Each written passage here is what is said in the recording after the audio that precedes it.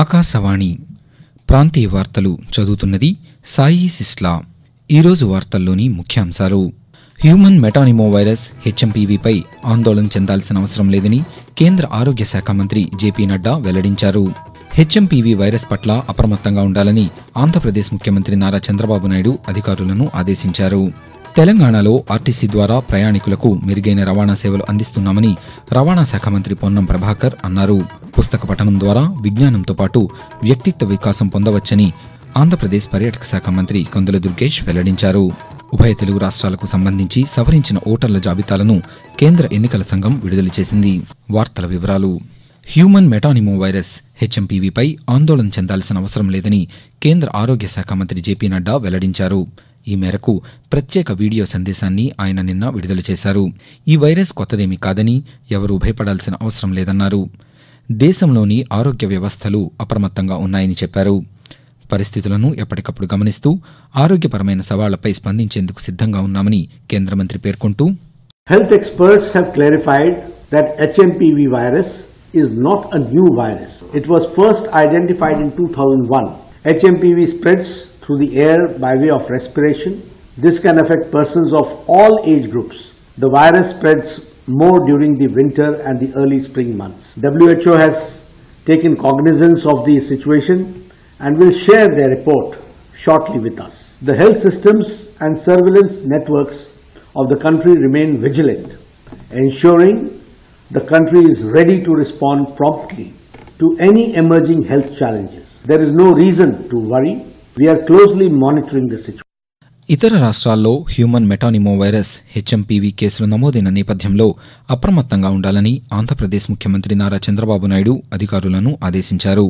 రాష్ట్రంలో వైరస్ వ్యాప్తిపై మంత్రి సత్యకుమార్తో పాటు వైద్య ఆరోగ్య శాఖ అధికారులతో ముఖ్యమంత్రి నిన్న సమీక్ష నిర్వహించారు.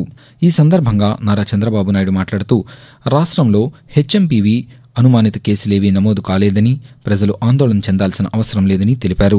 ప్రభుత్వ ఆసుపత్రుల్లో మాక్డ్రిల్ నిర్వహించి ఆక్సిజన్ పైపుల పనితీరు, ఇతర సదుపాయాలను వినియోగానికి సిద్ధం చేయాలన్నారు.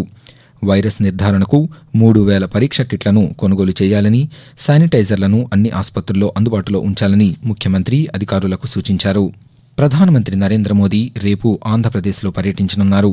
ఈ పర్యటనలో భాగంగా విశాఖ, అనకాపల్లి జిల్లాలలో 2 లక్షల కోట్ల రూపాయల విలువైన ప్రాజెక్టులను ప్రారంభించి జాతికి అంకితం చేయనున్నారు. ఇందులో భాగంగా అనకాపల్లి జిల్లా పూడిమడక వద్ద NTPC green energy limited green hydrogen hub ప్రాజెక్టుకు శంకుస్థాపన చేయనున్నారు. నేషనల్ గ్రీన్ హైడ్రోజన్ మిషన్ కింద దేశంలో చేపడుతున్న మొట్టమొదటి గ్రీన్ హైడ్రోజన్ హబ్ ప్రాజెక్ట్ ఇది. ఎల్లుండి ఒడిశా రాష్ట్రం చేరుకుని 18వ ప్రవాసీ భారతీయ దివస్ను ప్రారంభించనున్నారు. ప్రధానమంత్రి నరేంద్ర మోదీ పర్యటనకు ఆంధ్రప్రదేశ్ ప్రభుత్వం తరపున అన్ని ఏర్పాట్లు చేస్తున్నామని మంత్రి నాదెండ్ల మనోహర్ తెలియజేశారు. విశాఖపట్నంలో రేపు ప్రధానమంత్రి పర్యటించనున్న నేపథ్యంలో జిల్లా కలెక్టర్ కార్యాలయంలో హోంశాఖ మంత్రి వి అనితతో కలిసి మంత్రి నిన్న సమీక్షా సమావేశం నిర్వహించారు. అనంతరం ఆయన పాత్రికేయులతో మాట్లాడుతూ, జిల్లాలో 90,000 కోట్ల రూపాయలతో హరిత శక్తి, భారీ ఔషధ పరిశ్రమలకు ప్రధానమంత్రి శంకుస్థాపన చేయనున్నారని తెలిపారు.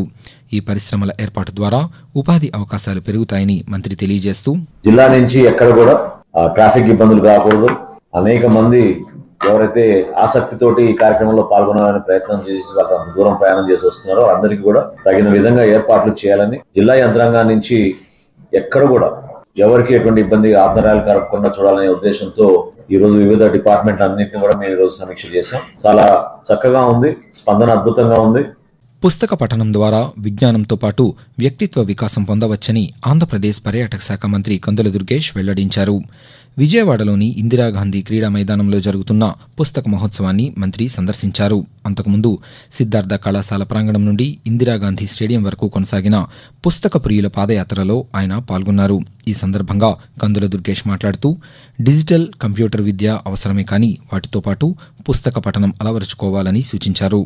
పుస్తక మహోత్సవం వంటి కార్యక్రమాల ద్వారా యువతకు పుస్తక పఠనంపై ఆసక్తి కలుగుతుందని మంత్రి పేర్కొన్నారు. ఆకాశవాణి ప్రాంతీయ వార్తలు వింటున్నారు.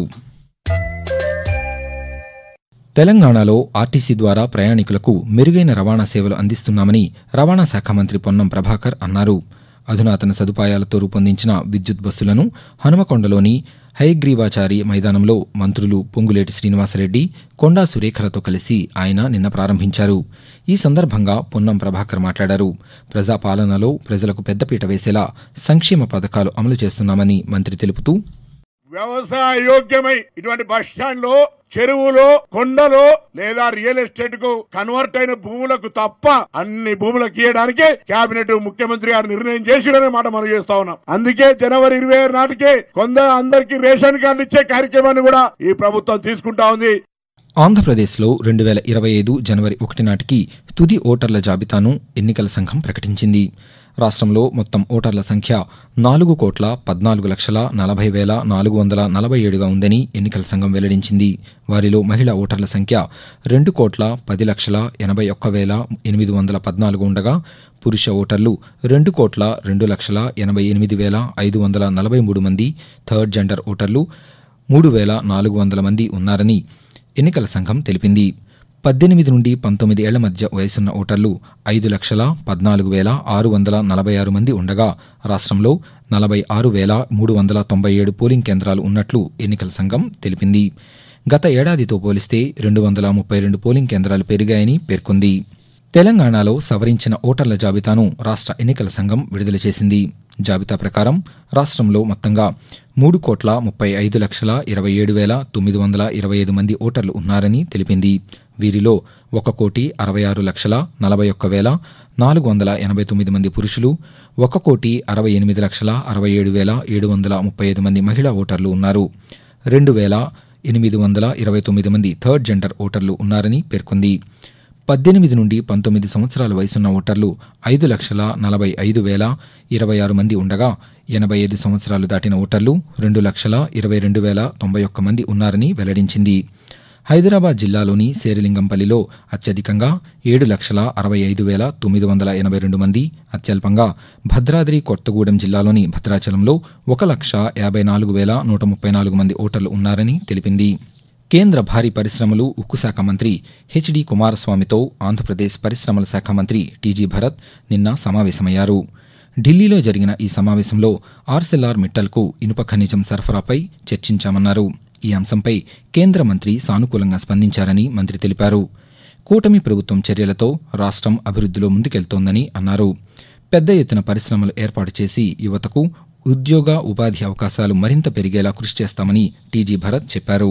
గిరిజన ప్రాంతాలలో డోలీమోతలు లేకుండా రహదారి సౌకర్యాలను కల్పిస్తున్నామని ఆంధ్రప్రదేశ్ గిరిజన సంక్షేమ శాఖ మంత్రి గుమ్మిడి సంధ్యారాణి అన్నారు. పార్వతీపురం మన్యం జిల్లా సాలూరు మండలం తోణాం పంచాయతీలో 6 లక్షల రూపాయలతో నిర్మించిన కచ్చా రహదారులను మంత్రి నిన్న ప్రారంభించారు. ఈ సందర్భంగా ఆమె మాట్లాడుతూ గిరిజన సంక్షేమానికి ప్రభుత్వం అధిక సంఖ్యలో నిధులు మంజూరు చేస్తోందని అన్నారు. ఆగస్టులో గ్రామసభ, సెప్టెంబర్ నెలలో పల్లె పండుగ కార్యక్రమం చేపట్టి 100 రోజుల్లోపు రోడ్ల నిర్మాణ పనులు పూర్తి చేస్తామని మంత్రి పేర్కొంటూ, గత ఆగస్టులో మనం గ్రామ కమిటీలు పెట్టుకొని మీకు గ్రామాల్లో ఏ రోడ్లు కావాలి అని గ్రామ కమిటీల్లో మీరందరూ కలిపి కూర్చొని రాసుకోండి అంటే రాసుకున్న తర్వాత పల్లె పండుగ కార్యక్రమాలు కూడా సెప్టెంబర్ లో అంగరంగ వైభవంగా చేసుకున్న తర్వాత మెంబర్లు, మీ సెక్రటరీ, మీ విఆర్ఓ మీరందరూ కలిపి కూర్చొని రాసుకున్నటువంటి రోడ్లు మీకు నేను శాంక్షన్ చేసుకొచ్చి ఇచ్చాను మొత్తం అందరికీ. ఆకాశవాణి ప్రాంతీయ వార్తలు ముగించే ముందు ముఖ్యాంశాలు మరొకసారి. హ్యూమన్ మెటానిమో వైరస్ హెచ్ఎంపీవీపై ఆందోళన చెందాల్సిన అవసరం లేదని కేంద్ర ఆరోగ్య శాఖ మంత్రి జేపీ నడ్డా వెల్లడించారు. హెచ్ఎంపీవీ వైరస్ పట్ల అప్రమత్తంగా ఉండాలని ఆంధ్రప్రదేశ్ ముఖ్యమంత్రి నారా చంద్రబాబు నాయుడు అధికారులను ఆదేశించారు. తెలంగాణలో ఆర్టీసీ ద్వారా ప్రయాణికులకు మెరుగైన రవాణా సేవలు అందిస్తున్నామని రవాణా శాఖ మంత్రి పొన్నం ప్రభాకర్ అన్నారు. పుస్తక పఠనం ద్వారా విజ్ఞానంతో పాటు వ్యక్తిత్వ వికాసం పొందవచ్చని ఆంధ్రప్రదేశ్ పర్యాటక శాఖ మంత్రి కొందల దుర్గేష్ వెల్లడించారు. ఉభయ తెలుగు రాష్ట్రాలకు సంబంధించి సవరించిన ఓటర్ల జాబితాలను కేంద్ర ఎన్నికల సంఘం విడుదల చేసింది. ఆకాశవాణి ప్రాంతీయ వార్తలు ఇంతటితో సమాప్తం.